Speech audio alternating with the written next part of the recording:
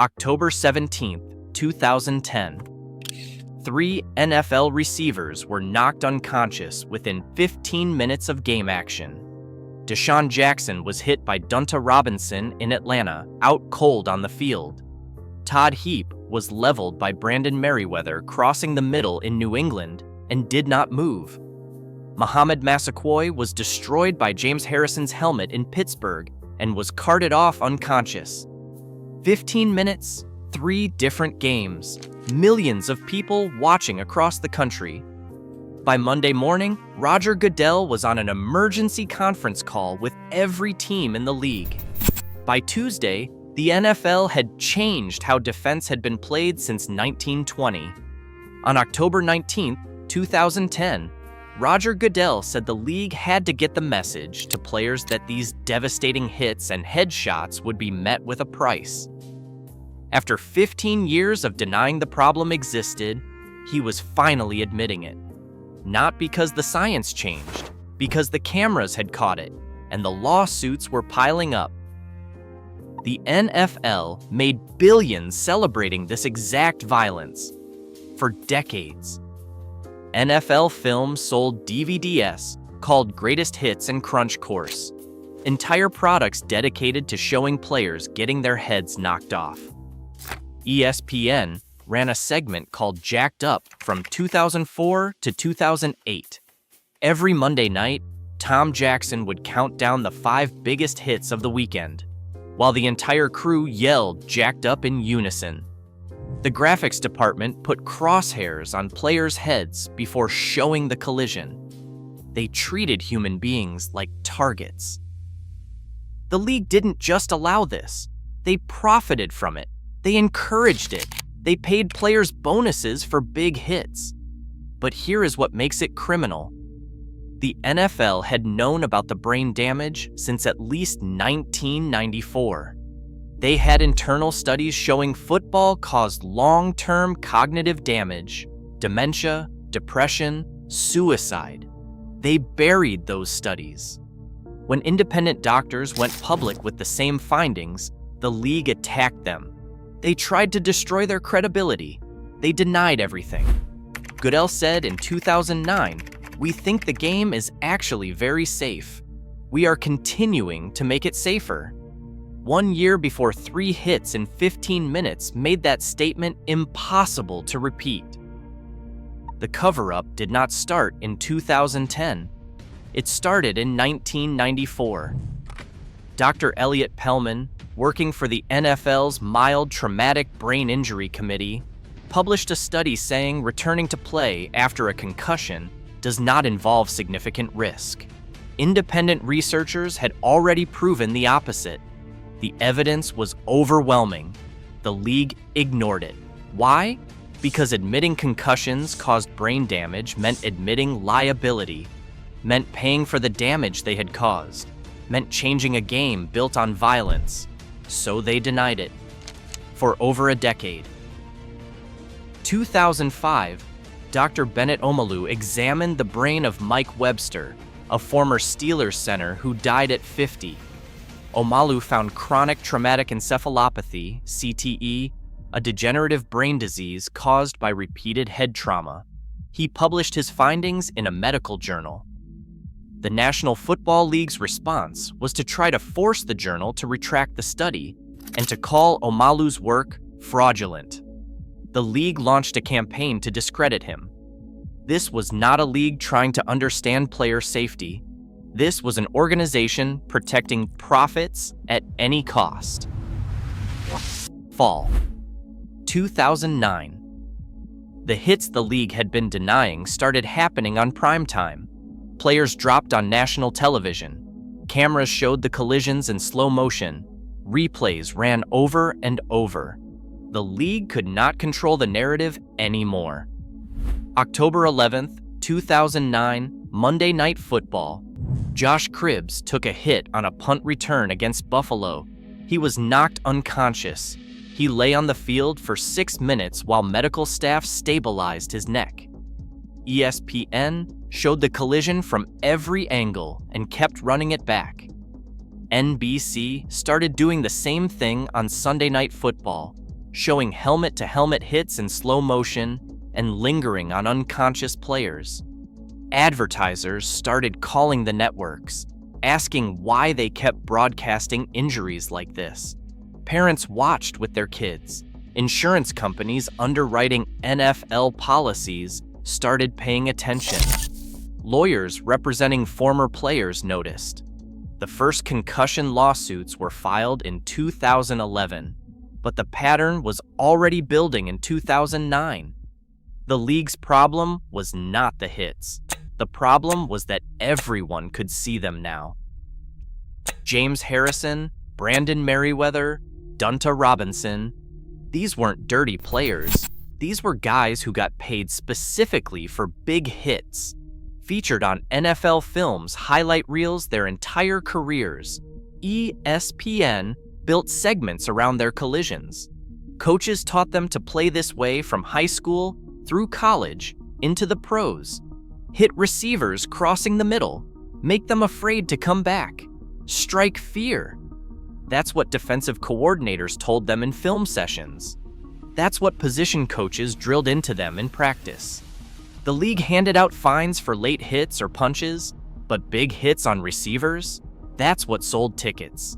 That's what got you on SportsCenter. Then, October 17th, 2010 happened, and the same league that celebrated those hits for decades suddenly called them criminal.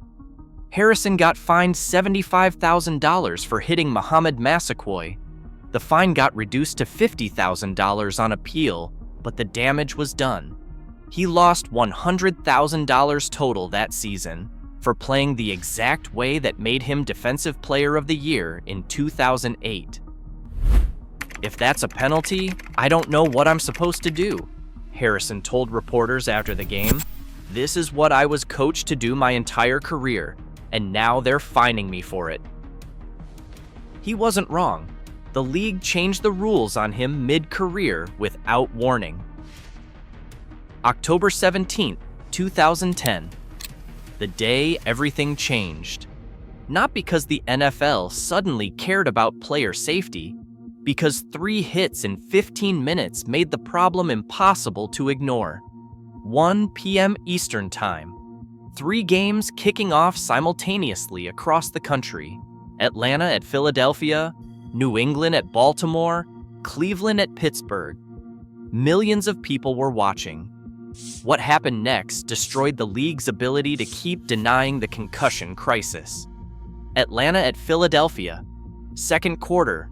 Dunta Robinson, Falcons cornerback, sees DeSean Jackson running a crossing route. Robinson launches himself head first into the hit, helmet to helmet at full speed.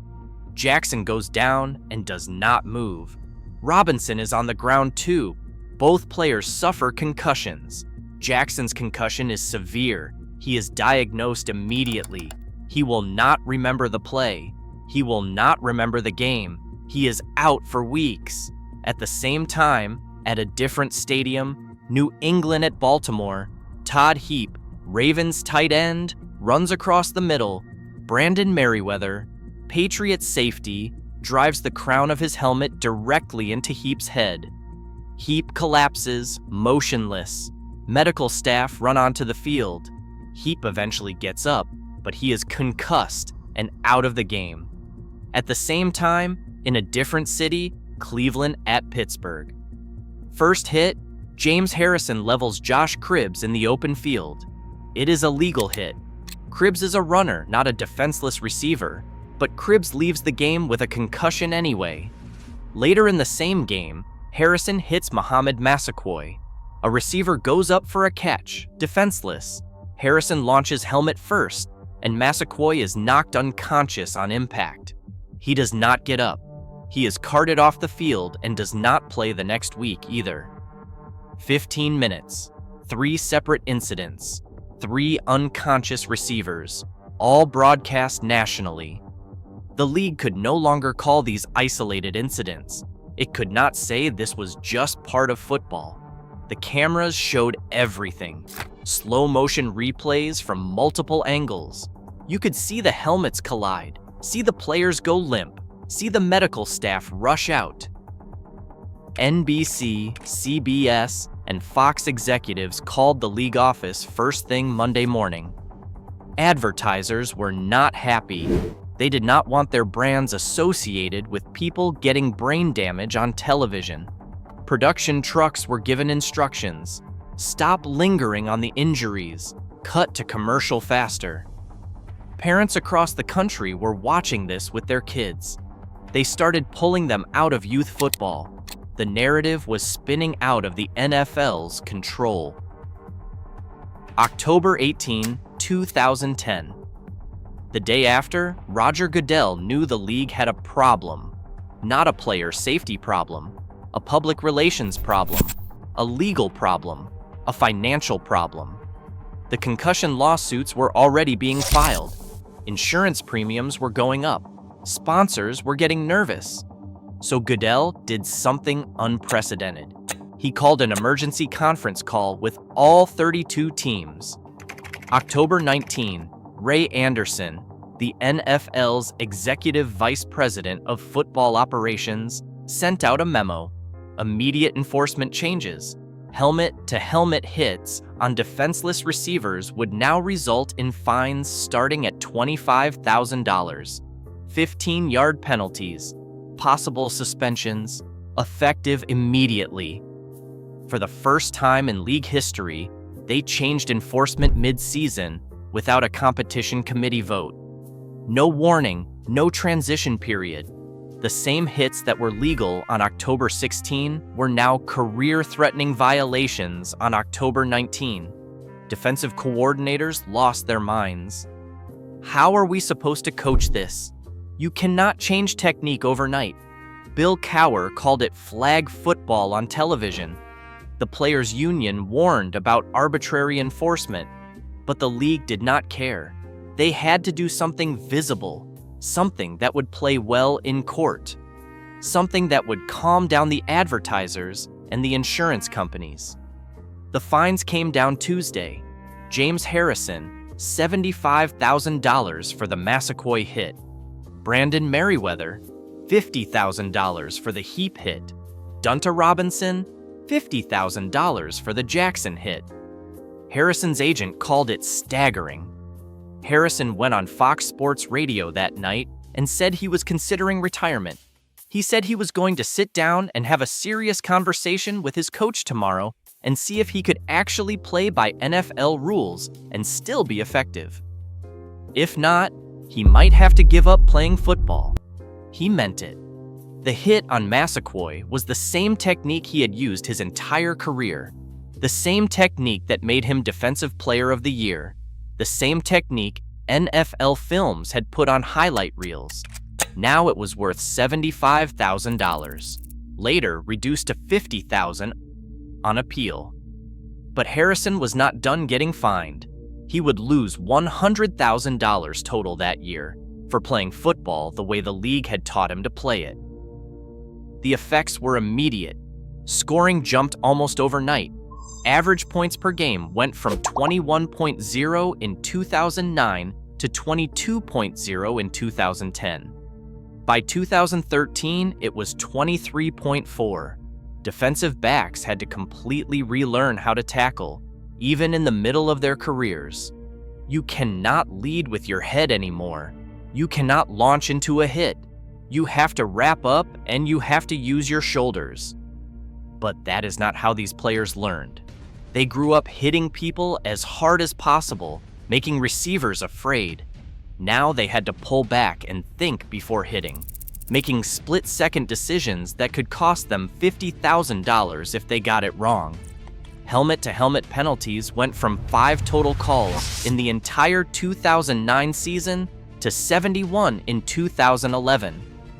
The game changed, not because the NFL wanted to protect players, but because they needed to protect themselves from lawsuits. James Harrison never got over it. He threatened to retire multiple times. He eventually adapted his technique, but he never forgave the league. Years later in the Players' Tribune, he said that in 2010, he lost $100,000 in fines for hits that had been legal when he learned them. They changed football overnight. and expected players to change with it. They had been selling those hits for profit for 20 years. Brandon Merriweather was fined again and again, eventually suspended, and bounced between teams. His reputation as a dirty player followed him because nobody wanted the liability. His career was effectively over, even though he played the way every coach from high school through the pros had taught him.